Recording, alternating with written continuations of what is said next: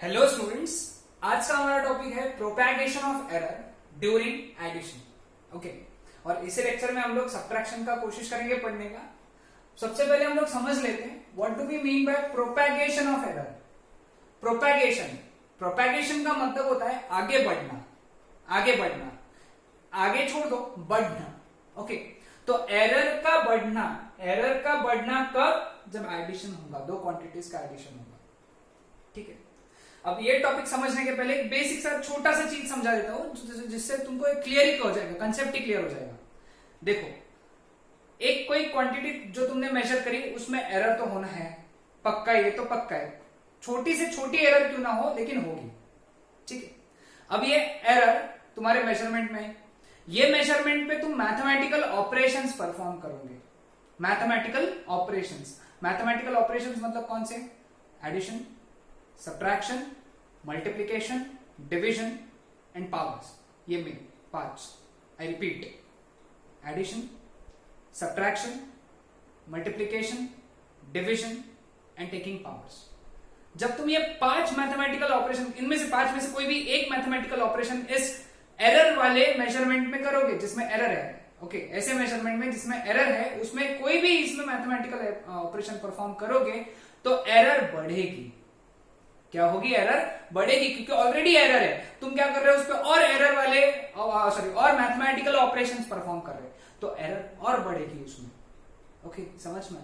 तो सपोज दो क्वांटिटीज है, एक में कुछ एरर है, एक में कुछ एरर है। जब तुम उनको ऐड करोगे तो जो नया क्वांटिटी बनेगा, नया मेजरमेंट बनेगा, उसमें एरर बढ़ी हुई रहेंगी।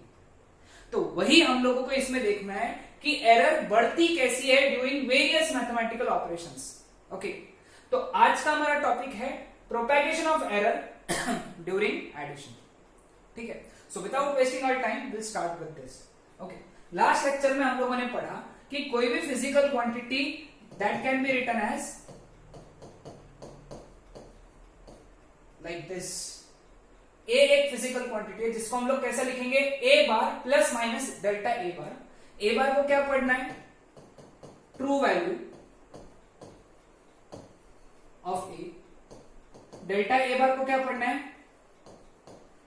Mean absolute error in A. ठीक है, समझ में आया सब? दूसरी एक और क्वांटिटी है b is equal to b bar plus minus delta B bar. Okay, similar way में लिखूंगा नहीं। अब जो b बार रहेगा ये रहेगा ट्रू वैल्यू ऑफ b, और डेल्टा b बार रहेगा मीन एब्सोल्यूट एरर इन b। ये लास्ट लेक्चर में हम लोगों ने देखा था। ओके, नाउ लेट अस से एक क्वांटिटी है c which is addition of a and b, यानी ये दोनों क्वांटिटीज को हम लोग ऐड कर रहे हैं और आंसर जो आ रहा है c। ठीक है, क्लियर विद दिस? तो यहां से हम लोग लिख सकते हैं c is equal to, a की जगह क्या लिखेंगे हम लोग? a bar plus minus delta a bar plus b की जगह क्या लिखेंगे? b bar plus minus delta b bar. समझ गए? अब ब्रैकेट्स ओपन कर देंगे तो c can be written as a bar plus minus delta a bar plus b bar plus minus delta b bar. समझा? क्लियर हुआ? अब इसको अरेंज करूंगा मैं, ये जो टर्म्स हैं इन सबको अरेंज करूंगा। c can be written as a bar plus b bar plus minus delta a bar plus minus delta b bar. ठीक है, अब इनमें से कॉमन क्या निकला? Plus minus. ओके, तो हम लोग क्या लिखेंगे इसको? c is equal to a bar plus b bar plus minus common delta a bar plus delta b bar. ऐसा लिख सकते हैं हम लोग, आया है में? ओके, तो मैं इसको भी ब्रैकेट दे दूंगा, यानी मैंने एक अलग फॉर्म में लिखा उसको, that's it. Okay, but c भी तो एक क्वांटिटी है। c भी क्या है? क्वांटिटी तो है ना। तो c can also be written as c bar plus minus delta c bar, है ना? जैसे हम लोगों ने a को लिखा था, b को लिखा था, वैसे हम c को भी लिखेंगे। c can be written as c bar plus minus delta c bar. c bar को क्या बोलोगे तुम? क्या बोलोगे? c बार को बोलेंगे हम लोग true value of c। Delta C bar को क्या बोलेंगे हम लोग? Mean absolute error in C. Okay, तो इन दोनों इक्वेशन को, ये वाले इक्वेशन को और ये वाले इक्वेशन को अगर कंपेयर किया हम लोगों ने, तो दोनों के लेफ्ट हैंड साइड इक्वल है, तो दोनों के राइट हैंड साइड भी इक्वल होना चाहिए, यानी C bar plus minus delta C bar that is equal to A bar plus B bar plus minus delta A bar plus delta B bar. ठीक है, समझ में आया पे? ओके, अब देखना है प्लस माइनस के लेफ्ट साइड में क्या टर्म है, A bar plus B bar, plus minus के लेफ्ट साइड में कौन सा टर्म है, सी बार प्लस सिर्फ सी बार, सॉरी सी बार। तो इसका मतलब ये हो गया कि C bar is equal to A bar plus B bar, पहला इंपॉर्टेंट रिलेशन। ठीक है, क्लियर हुआ सबको ये? ठीक है, दूसरा प्लस माइनस के राइट साइड में कौन सी टर्म है, डेल्टा ए bar plus delta B bar, plus minus के राइट साइड में इधर कौन सी टर्म है, डेल्टा सी बार। कंपेयर किया तो क्या मिला यहां से, delta C bar is equal to delta A bar plus delta B bar. समझ में है सबको? Very simple. तो ये था हमारा प्रोपेगेशन ऑफ एरर। ओके, यानी इन शॉर्ट हमने क्या पढ़ा, हमने ये पढ़ा कि अगर हम दो क्वांटिटीज को ए और बी को ऐड करेंगे तो जो फाइनल क्वांटिटी आएगा उसका ट्रू वैल्यू कितना रहेगा, उसका ट्रू वैल्यू रहेगा A bar plus B bar. Final quantity का true value A bar plus B bar, और फाइनल क्वांटिटी में एरर, फाइनल क्वांटिटी में मीन एब्सोल्यूट एरर कितनी रहेंगी, दोनों के एरर्स की एडिशन। ठीक है, इसका एक एग्जांपल ले लेते हैं हम लोग। ओके, सपोज हमारे पास में दो क्वांटिटीज है, दो मास है, एक मास है 2 प्लस माइनस 0.2 kg। ओके, ये पहला मास है m1, और दूसरा मास है हमारे पास में 4 प्लस माइनस 0.5 kg। ठीक है, क्लियर हो गया सबको? ये दो मासेस का एडिशन करना है हम लोगों को, दो मासेस का एडिशन करना है। तो क्या करेंगे हम लोग, सबसे पहले जो फाइनल आंसर आएगा m, ओके उसको अलग पेन से, जो फाइनल आंसर आएगा m, उसकी मीन वैल्यू m बार और उसमें mean absolute error delta m बार। अब m बार कैसे निकालना, इनके मीन वैल्यूज का एडिशन, m बार यानी क्या था, मीन वैल्यू, तो इनके मीन वैल्यूज का एडिशन। m1 की मीन वैल्यू कितनी 2, m2 की मीन वैल्यू कितनी 4, तो टोटल हो गया 6। ठीक है, delta m bar, delta m बार कैसे निकालेंगे, इनके एरर्स के एडिशन, एरर्स के एडिशन यानी 0.2 plus 0.5 that is equal to 0.7। Values डाल दो, m बार की जगह क्या डालना, 6, डेल्टा m बार की जगह 0.7, तो फाइनल आंसर कितना आएगा, 6 प्लस माइनस 0.7 kg।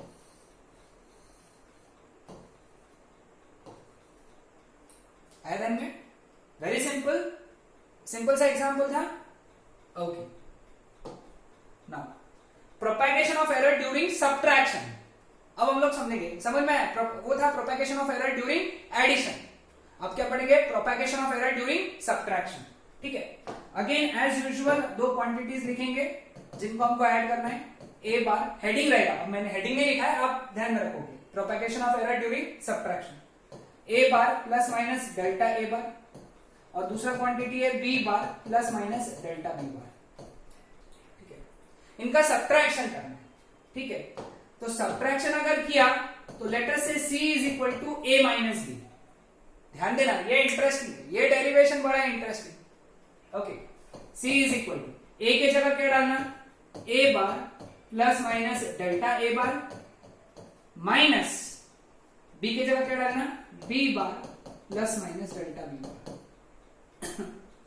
ठीक है, ब्रैकेट्स ओपन करेंगे हम लोग, यहां तक समझा? अब ये माइनस से अंदर मल्टीप्लाई करेंगे, माइनस से अंदर मल्टीप्लाई किया तो माइनस बी बार। अब ध्यान से देना, बहुत ध्यान देना, यहां पे मैं क्या करूं, माइनस से जब इसको मल्टीप्लाई करेंगे तो माइनस से पहले प्लस को मल्टीप्लाई होगा तो वो माइनस हो जाएगा, और माइनस से जब माइनस को मल्टीप्लाई होगा तो वो प्लस हो जाएगा। समझे क्या? Minus into plus minus is equal to minus plus, minus into plus minus is equal to minus plus, तो ये बन गया डेल्टा वी बार।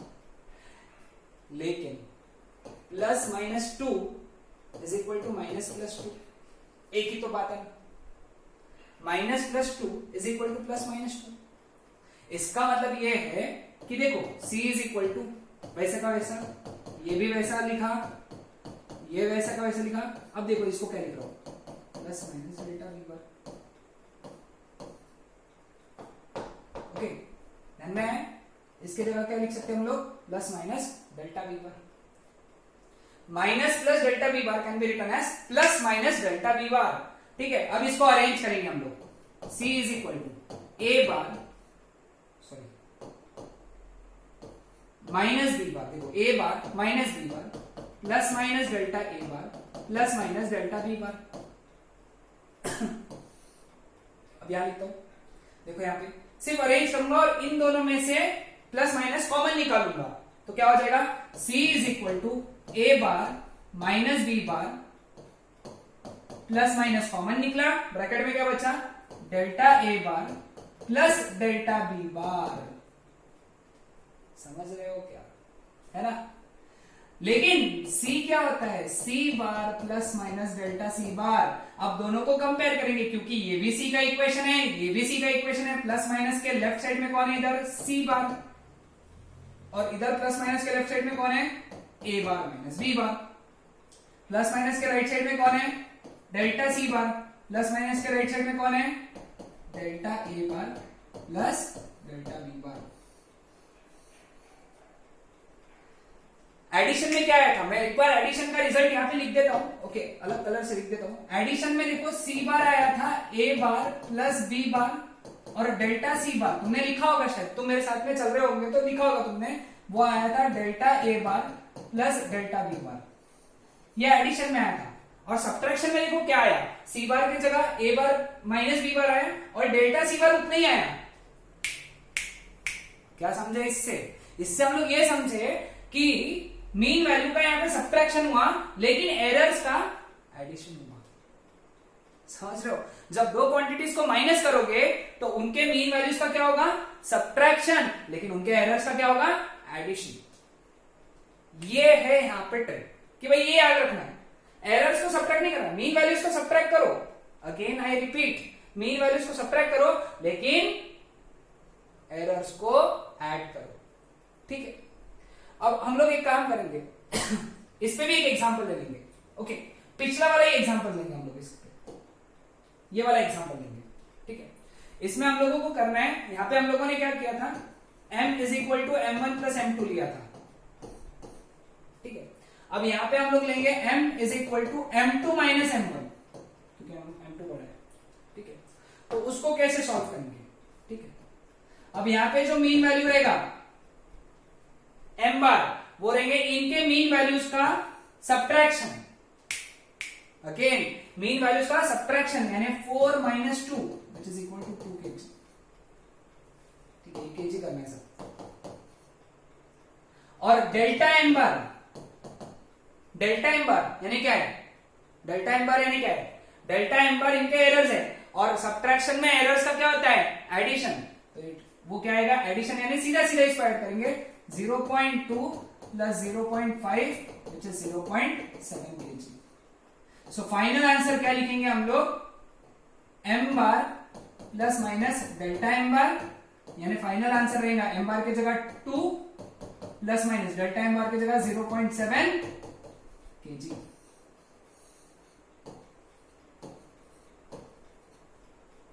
आएगा रहने? ओके, तो इन शॉर्ट क्या पढ़ा हम लोगों ने अभी तक, एडिशन में मीन वैल्यूज का एडिशन, एरर्स का एडिशन, सब्ट्रैक्शन में मीन वैल्यू का सब्ट्रैक्शन, एरर्स का एडिशन। Clear with this? तो ये लेक्चर में हम लोगों ने पढ़ा कि एरर प्रोपैगेट कैसी होती है, ओके, एडिशन में और सब्ट्रैक्शन में। नेक्स्ट लेक्चर में हम लोग पढ़ेंगे कि एरर जो है वो मल्टीप्लीकेशन और डिवीजन में कैसे प्रोपैगेट होगी। Clear with this? ओके।